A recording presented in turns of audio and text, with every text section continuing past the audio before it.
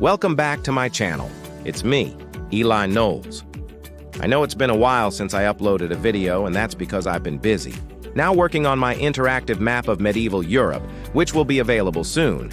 But in the meantime, I wanted to upload a fun little video to tide you over. So today we're going to talk about the history of knights and castles. Now this was suggested by one of my patrons on Patreon. And funnily enough, I was just talking about this very subject with my girlfriend the other day. We were watching the Netflix show The Last Kingdom, and she was asking me about these big wooden castles that the Saxons had. So without further ado, let's get started. So when people think of medieval castles, they usually imagine something like this. A big stone building with a moat that was built in the 13th century or later.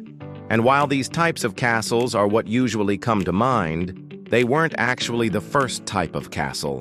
In fact, the first castles in Europe were made out of wood. These early medieval wooden castles were usually built by Germanic tribes during the migration period, which lasted from the 4th to the 8th century.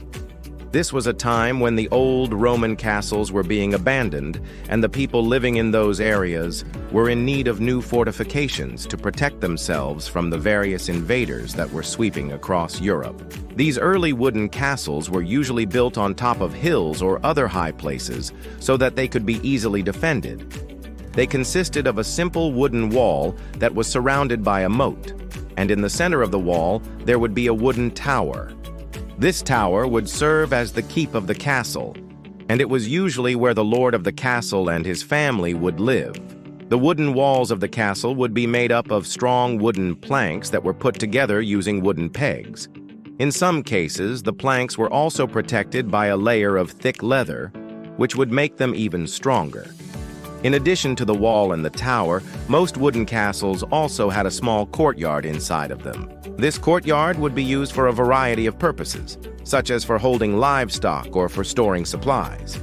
It would also be used as a place for the lord of the castle and his men to assemble and plan their defenses.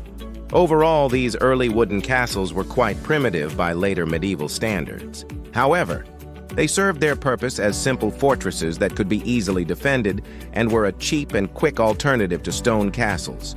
But why did we stop making wooden castles after we invented stone castles? Well, it turns out that there's actually a pretty good reason for this.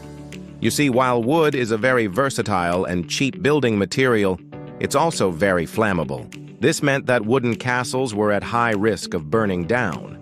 And this was a big problem for the medieval Europeans who relied on their castles for protection from the many dangers that lurked in their world. In addition to the risk of fire, wooden castles were also more vulnerable to attack than stone castles. The wooden walls could be more easily breached, and the towers were not as sturdy as stone towers. For these reasons, as soon as stone became a viable building material, medieval Europeans abandoned wooden castles in favor of stone ones.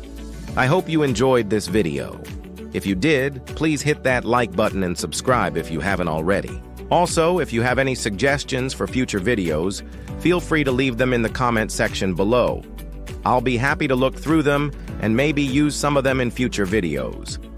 And finally, if you want to help support my channel and get some cool perks in return, consider becoming a patron. The link to that is in the description. Thank you all so much for watching, and I'll see you next time.